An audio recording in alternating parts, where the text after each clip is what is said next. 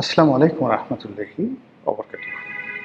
সম্মানিত দর্শক, দেশের প্রধান রাজনৈতিক দল, সংসদে প্রধান বিরোধী দল এবং রাজপথেও এই মুহূর্তে বিএনপির সবচেয়ে শক্ত প্রতিদ্বন্দ্বী জামাতের যে মতিগতি, এটা আমরা বুঝতে পারছি না।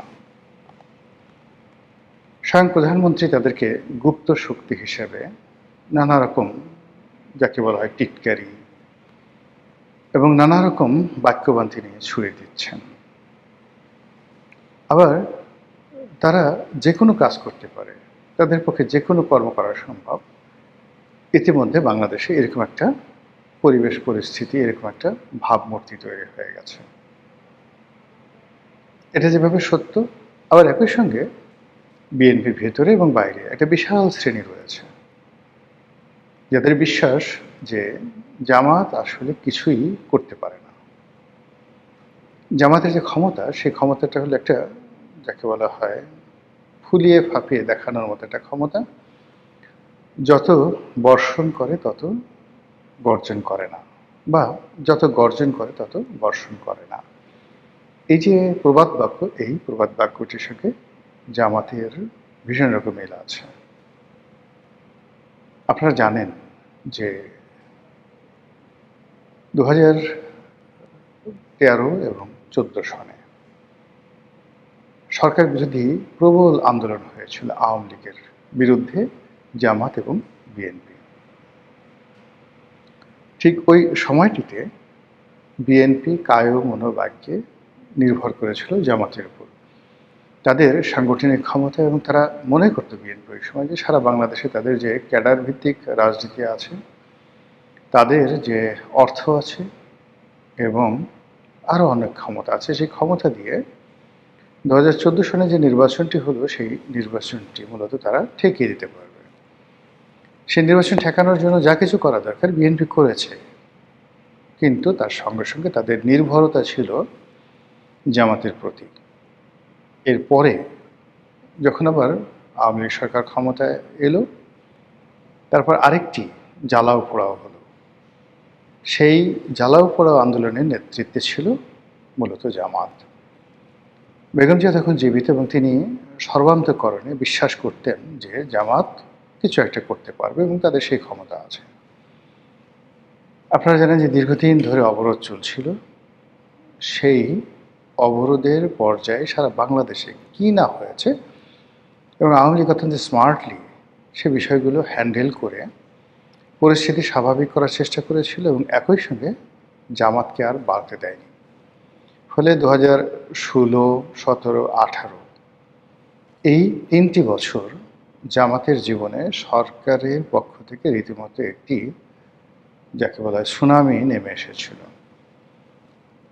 একে তো যুদ্ধাপরাধের বিচার নামে জামাতের যারা কর্তা ব্যক্তি তাদেরকে ফাঁসিতে চড়ানো হয়েছিল। অন্যদিকে যারা জামাতের ফাইন্যান্সার ছিলেন, ডোনার ছিলেন, সেটা মধ্যম স্তরের বা প্রান্তিক স্তরের দোকানদার থেকে শুরু করে একেবারে সর্বোচ্চ পর্যায়ে যারা ইন্ডাস্ট্রিয়ালিস্ট, সবাইকে সরকার টার্গেট করে। তাদের ব্যাংক, বিমা, দোকান পাট, তারপর অফিস, আদালত, সব জায়গাতে সরকার হানা দেয়। ফলে পুরানা পল্টন, মগবাজার, পুরনো ঢাকা, গুলিস্তান, এ সমস্ত এলাকাতে যে সকল মার্কেট আছে, সেখানে জামাতের অনেক ব্যবসায়ী ছিল, ছোট ব্যবসায়ী, সমবায়ের ভিত্তিতে ব্যবসা প্রতিষ্ঠান পরিচালনা করা সহ আরও অনেক কিছু।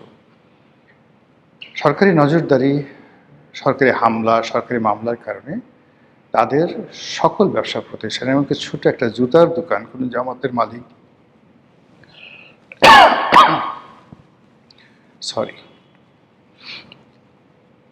যে জুতার মালিক, জুতার দোকানের মালিক চালাতেন, সেটার উপরও আওয়ামী লীগ সরকার রীতিমতো হামলে পড়ে। এর ফলে কি হলো, জামাতের যে অর্থনৈতিক ভিত্তি সেটি তছনছ হয়ে যায়। তাদের ইসলামী ব্যাংক হাসপাতাল, তাদের ইবনে সিনা ট্রাস্ট, তাদের ইসলামী ব্যাংক থেকে শুরু করে সব কিছু। ফলে বলতে গেলে 2018 সনের পর জামাত একটা মানে সত্যিকার অর্থে একটা গুপ্ত রাজনীতিতে তারা একটা পারঙ্গমতা অর্জন করে। সরকারের সাথে কোনো কন্ট্রাডিকশন না গিয়ে, কোনো কনফ্লিক্টে না গিয়ে সরকার যা কিছু করছে ওটাকে মেনে নিয়ে বিকল্প পন্থায় বা পদ্ধতিতে তারা শক্তি অর্জন করতে করতে দেখা গেল শেখ হাসিনা যখন একেবারে ক্ষমতার শীর্ষে পতনের আগে আগে তখন ছাত্রলীগ, যুবলীগ, আওয়ামী লীগ, প্রধানমন্ত্রীর কার্যালয়, সচিবালয়, বিচার অঙ্গন, এমনকি সেনাবাহিনীর মধ্যে জামাত এবং জামাত মাইন্ডেড যারা লোকজন তাদের যে বিস্তার এবং বিস্তৃতি ব্যাপকভাবে তারা ঘটিয়ে ফেলল। এবং তারা শুধুমাত্র এখানে ঘটানো থেকে শুরু করা নয়, দেশের রাজনীতি, অর্থনীতি, সমাজনীতি, পত্রিকাগুলোর সংবাদপত্র সব জায়গাতেই তাদের একটা প্রচ্ছন্ন প্রভাব তৈরি হয়ে গেল।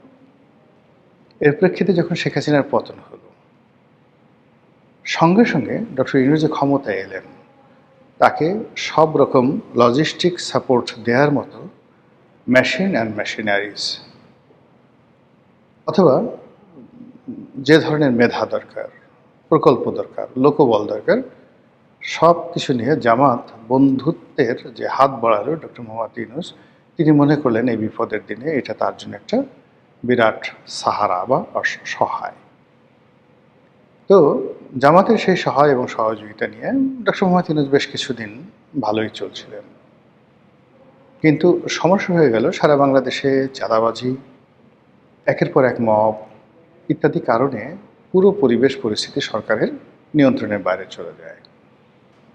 এবং ঠিক ওই সময়টিতে জামাত হয়তো ডক্টর মোহাম্মদ ইউনূসকে অনেক বুদ্ধি দিয়েছেন, পরামর্শ দিয়েছে, কিন্তু তারা মানে আইদার সরকার অথবা জামাত তারা প্রশাসনে, জনমত গঠনে এবং দেশের মানুষকে সরকারমুখী করে রাখা অথবা ডক্টর মোহাম্মদ ইউনূসের প্রতি বিশ্বস্ত রাখার ক্ষেত্রে কার্যকরী ভূমিকা পালন করতে পারেনি। এর ফলে কি হলো, ডক্টর মোহাম্মদ ইউনূস ভয় পেয়ে গেলেন। ভয় পেয়ে তিনি বিএনপির সঙ্গে একটা সমঝোতায় এলেন, যেটি আসলে ডক্টর মোহাম্মদ ইউনূসের যে লন্ডন বৈঠক হলো সেই লন্ডন বৈঠকের আগে কল্পনাও করা যেত না। তিনি লন্ডন থেকে ফিরে এসে মোটামুটি রাতারাতি 180 ডিগ্রি অ্যাঙ্গেলে তিনি উল্টে গেলেন।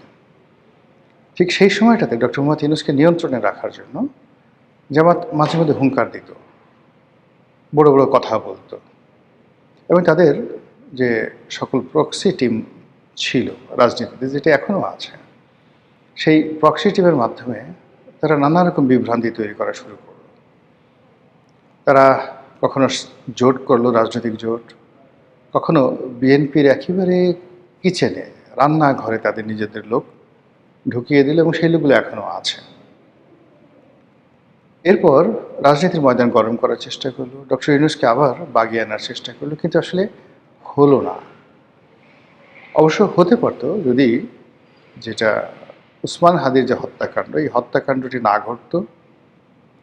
আর হত্যাকাণ্ডের পরবর্তীতে প্রথম আলো ডেইলি স্টারে আগুন লাগানো থেকে শুরু করে জামাতের যে সকল পেইড এজেন্ট রয়েছে দেশের বাইরে, তারা জামাতকে বেশি উপকার করতে গিয়ে সে সকল ইউটিউবাররা, সে সকল ফেসবুকাররা, তারা পুরো দেশটাকে এতটা উত্তাল করে তুলল এবং জামাতের দীর্ঘদিনের যে একটা নরম সরম একটা ভাবসাব ছিল, সেই ভাবসাবকে রীতিমতো একটা উগ্রতায় তারা পরিণত করে ফেললো এবং জামাত মুহূর্তের মধ্যে একটা বন্ধুহীন দলে পরিণত হলো।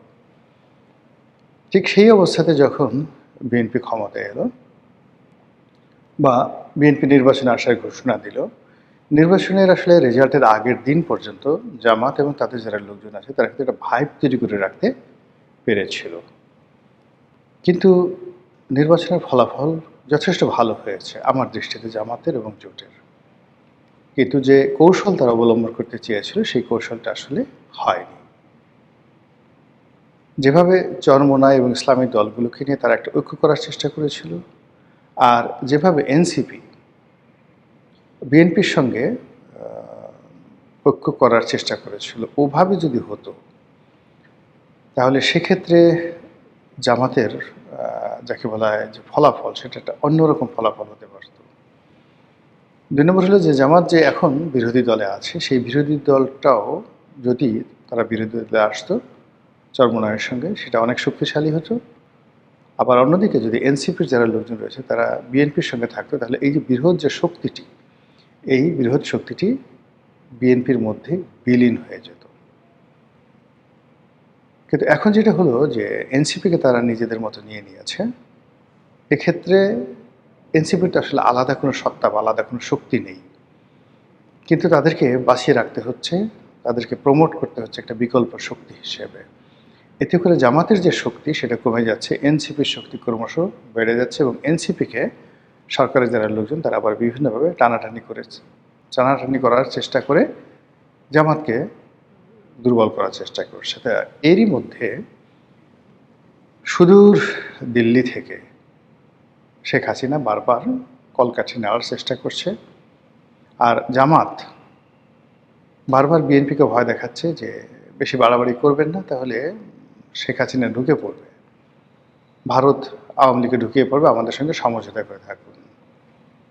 আবার বিএনপিও যে কাজটি করছে সেটা হলো যে জামাতকে বলছে আপনারা শান্ত থাকুন, যা পেয়েছেন তাই নিয়ে সন্তুষ্ট থাকুন এবং আমাদের সঙ্গে বাড়াবাড়ি করবেন না।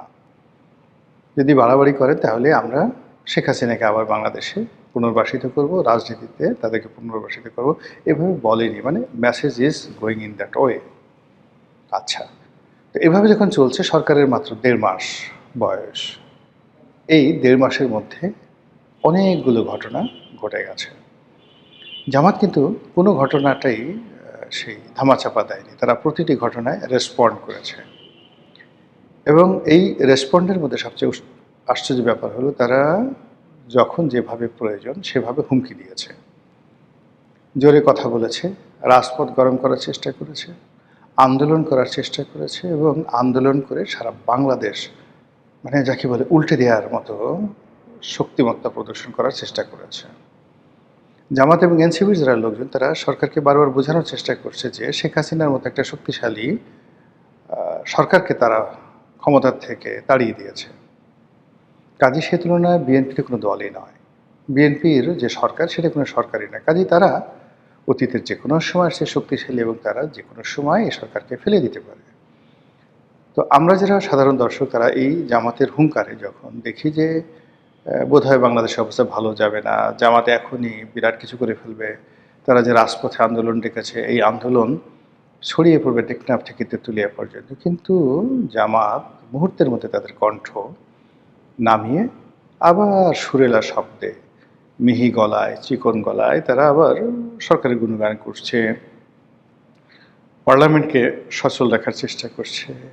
এবং এই যে মাছ ধরি মাছ না ছুঁই প্রাণী, এরকম একটা রাজনীতির মাধ্যমে আমাদের যে রাজনীতি এবং সরকার তাদেরকে তারা যথেষ্ট বিব্রত এবং যথেষ্ট দুর্বল করে ফেলছে ডে বাই ডে। ফলে এই যে জামাতের যে আপনি দেখবেন যে একটা এলাস্টিসিটি থাকে, আপনি সবসময় খুব জোরে কথা বলবেন, ক্রাউড দেখাবেন, লাউড ভয়েস করবেন, ইট মিনস আপনি দুর্বল ব্যক্তি। আবার জোরে কথা বলবেন না, অতিশয় ভদ্রতা দেখাবেন, এটাও কিন্তু ভালো লক্ষণ নয়।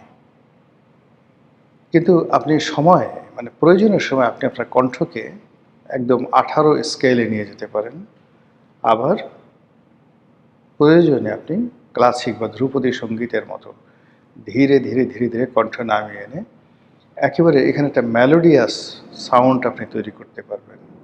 তখনই আপনাকে বলবে যে এই গলার জোর আছে, এই ভদ্রলোক রেওয়াজ করে। জামাত দীর্ঘদিন ধরে সরকারের পক্ষে, সরকারের বিপক্ষে, ক্ষমতার কাছাকাছি থেকে আবার সরাসরি ক্ষমতায় থেকে যেভাবে এই বাংলাদেশের রাজনীতিতে খেলছে, এবং সেই খেলা এখন এই বর্তমান জনাব তারেক রহমান সাহেবের জমানাতে চূড়ান্ত পর্যায়ে আছে। সরকার যদি জামাতের খেলা বুঝতে না পারে তাহলে সম্ভবত আগামী দিনগুলোতে তারা জামাতের কৌশলের কাছে আত্মসমর্পণ করবে, পরাজিত হবে, অথবা জামাত কর্তৃক তারা বিতাড়িত হবে। আসসালামু আলাইকুম রহমতুল্লাহি ওয়া বারাকাতুহু।